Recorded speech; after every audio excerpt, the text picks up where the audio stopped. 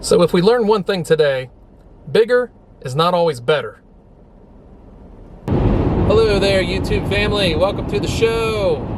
Today, we are traveling to Virginia, Blue Ridge Mountains. Check them out.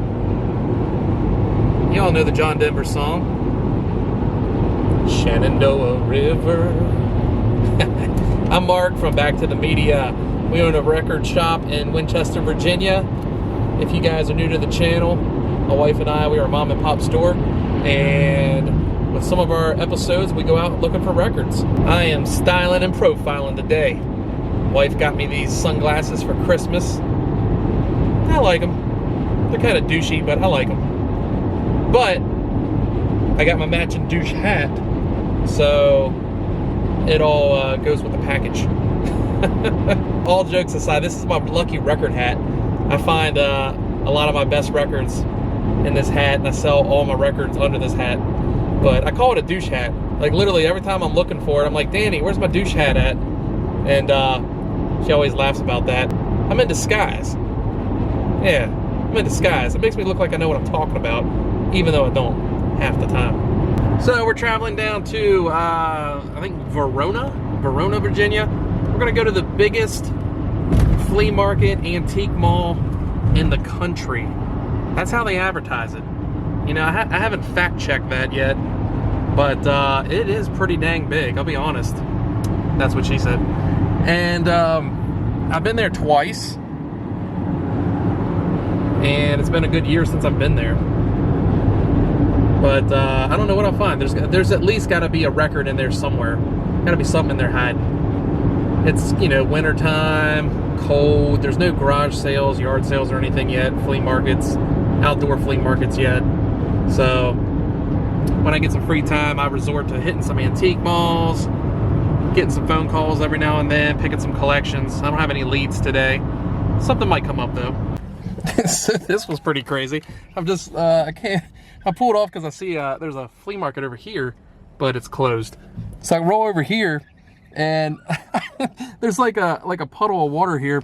I pull off on the road, and I kid you not, like I drove my car through there, and it fell like a foot into that water hole. It was like kaboom! All this smoke was coming out. I guess like the muffler was hot. Woo! Woo! Already getting into some adventure today. Jeez. I wish I was filming when that happened, man. I freaking yelled. I was like, oh my God! What was that? Freaking smoke was coming out from under the car. Jesus. Alright. Alright. Got my game face on. I'm back. I'm ready. Let's do this. Woo! Woo! Trying not to break down today. Almost felt like I was in Land of the Lost or something there. My car was going down over that cliff into the little humongous lake of a mud puddle. Thought the ground was going to open up, go back to prehistoric day. That'd be kind of cool. Chaka! Chaka! Place I belong, West Virginia, Mountain Mama. Sorry about that. I just keep seeing the Blue Ridge Mountains over here. This semi-truck has like huge chunks of ice flying off the roof. Making sure to document this in case one hits my windshield. Be like, yo, I got you. I got you on candid camera. I better get out of the way. Some of those pieces are pretty huge. Verona. Take the next left, then turn left. Shoo, look at that joint. That place is huge. All right, we have arrived. This place is gigantic. It's like an Amazon-size antique mall.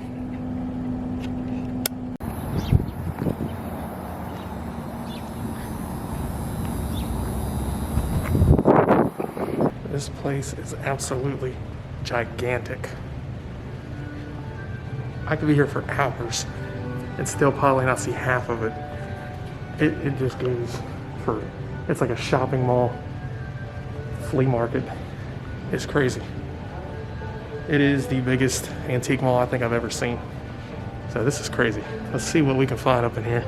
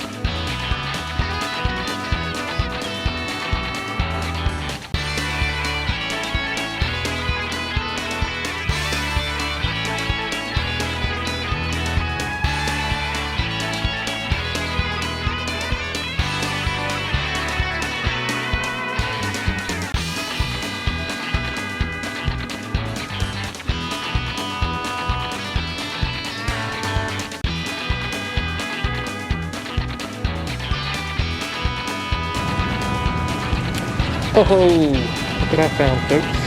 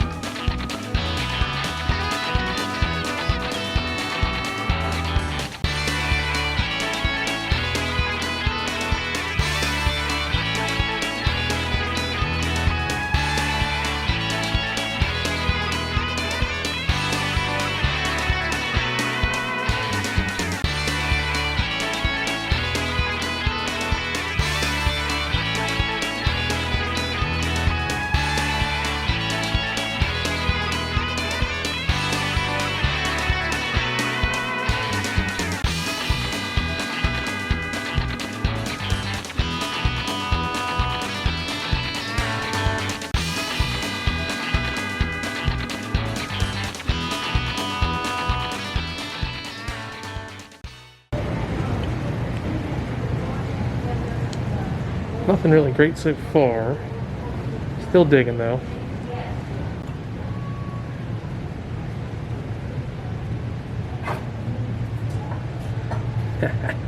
Look at that handsome devil. Got some old piece. BG's. The Gibb Brothers.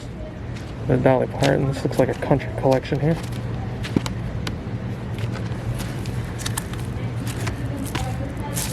Glenn Campbell. If I bought every Glenn Campbell record I see, I'd have a lot of Glenn Campbell records. Enough to build a house. I'd call it the House of Campbell. Speak of the devil. There's another one. Another brick. Another brick.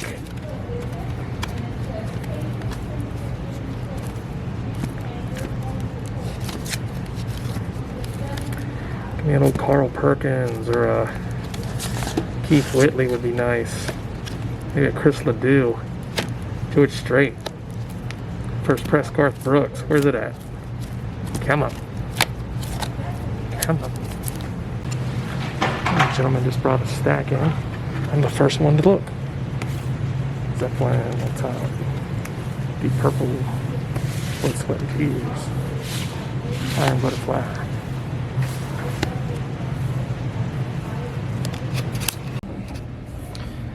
Well, that was cool. Dealer brought in a new stack and I was the first one to see them. So I grabbed this one here for $3. And got another Carole King here. Vinyl is really clean. Jacket's like a BG probably. Let's keep going. G.I. Joe, a real American hero. That is pretty sweet. It's 125 bucks though. Toys R Us, R.I.P. Looks like it's all in there. That's cool. Really clean box.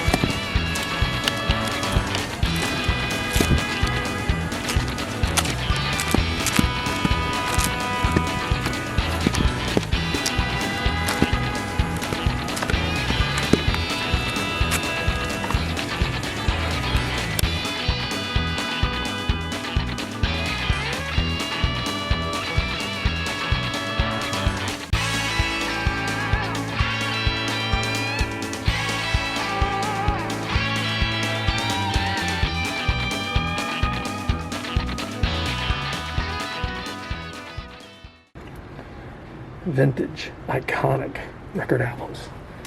Let's see.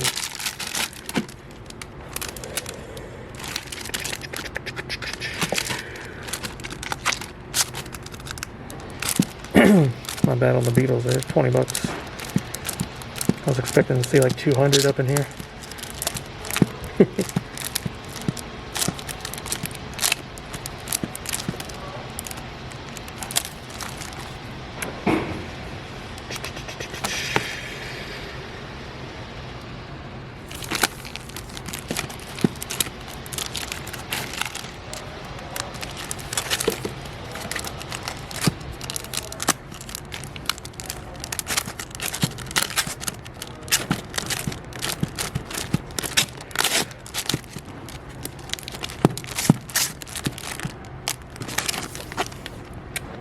Album's always beat up. Every time I find one.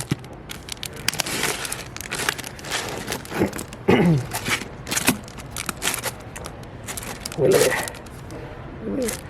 I've sold this one a lot.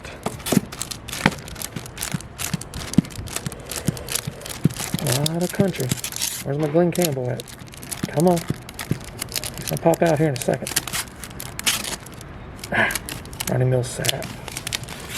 About 2 hours now, and I don't even think I've made it halfway through here. There's just stuff everywhere.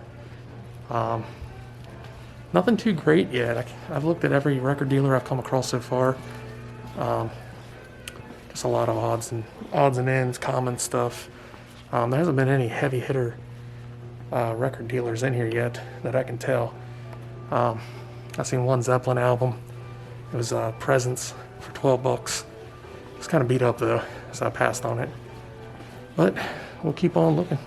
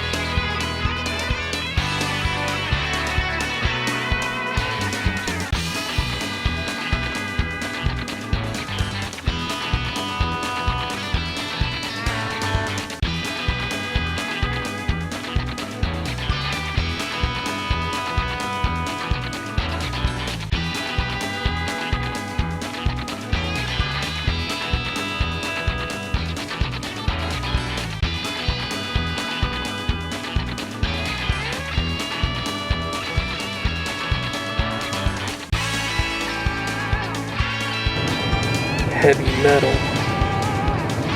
Mick Jagger's doing heavy metal, huh? Okay.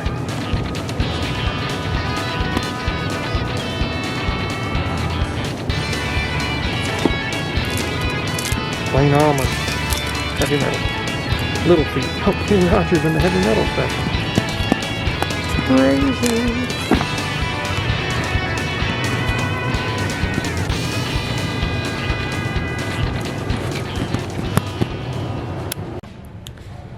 Okay, there was nothing there. $15 for a torn up Culture Club LP. Ain't gonna do it.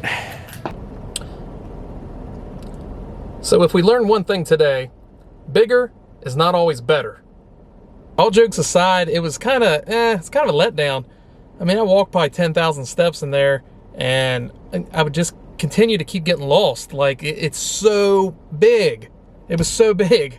And, you would just literally go down aisle after aisle after aisle, and before you knew it, you were back in the same aisle that you thought you were in, and that you weren't really sure if you were in it before or not. And I just kept getting lost in there. You almost needed to leave like breadcrumbs behind to see if you could like find, where you had been in there.